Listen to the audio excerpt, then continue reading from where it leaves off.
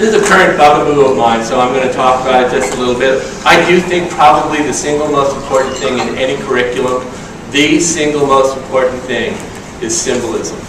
Because the one thing that I think actually holds kids back more than any other thing is the inability to understand that one thing can stand for another thing. So think it through. And almost everything you're teaching is based in that, right? So certainly reading is entirely symbolic. So if you're a language arts person, everything is symbolic. You have to understand that where you're standing matters, height matters, proximity in time and space matters. Symbolism, one thing standing for another thing, is the single most important thing I think you can teach. So I did a 4-part lecture series on this, which I put on the web if you want to see it. You know, it's not like it's going to cost anything, it's free. And it's called Tippy Has a Simple Mind. Later on I was told that had a pejorative meaning, but what I really meant was you can really think very simply and then write very simple goals. So it's 4 10-minute lectures about how to write goals on what you're doing with kids that meet all of your IEP answers, and it's really very simple. So if you're teaching calculus to kids in kindergarten, by having them line up by height order, you can make that a math goal. You can say, well, you know, in order to be able to do higher algebra, you're going to have to understand that order actually makes a difference. So if you're going to teach the order of operations, when you're in kindergarten, knowing that you need to stand next to somebody actually makes a difference. So take a look at that. And I want to talk about the Common Core for 10 seconds.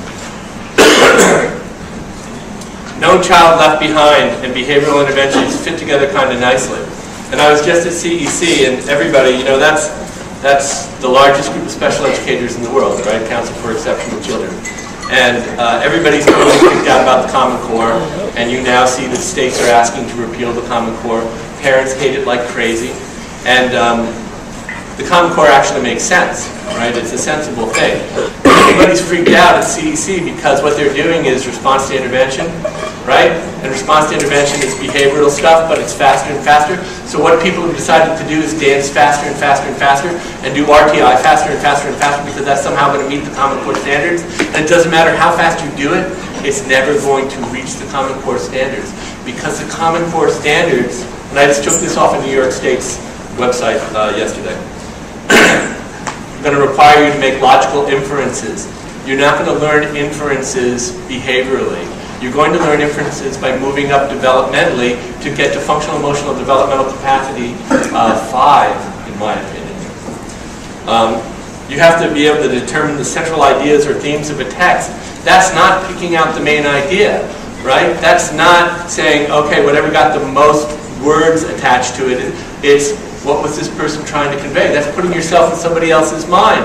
This is a deficit for kids on the spectrum. Analyze how and why individual events and ideas develop and interact with the person. Why did you do that? Ask a kid on the spectrum that you're working with, why did Johnny hit you? Why is she screaming? You're going to have trouble with those answers, right? So you're going to teach that as part of the Common Core?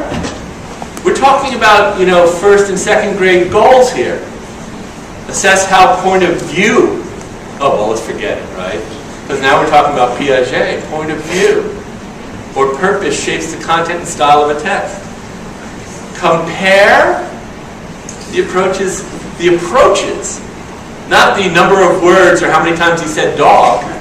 Compare what was this person's intent. Compare it to this person's intent.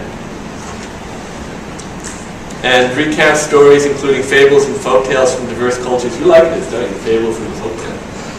And determine their central message, lesson, or moral. Really?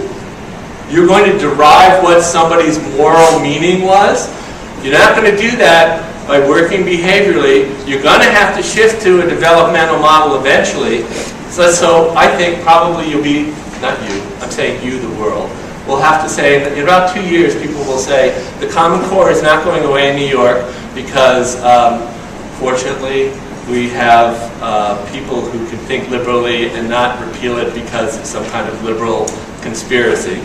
And we're going to teach our kids to think, and the way we're going to do it is developmental.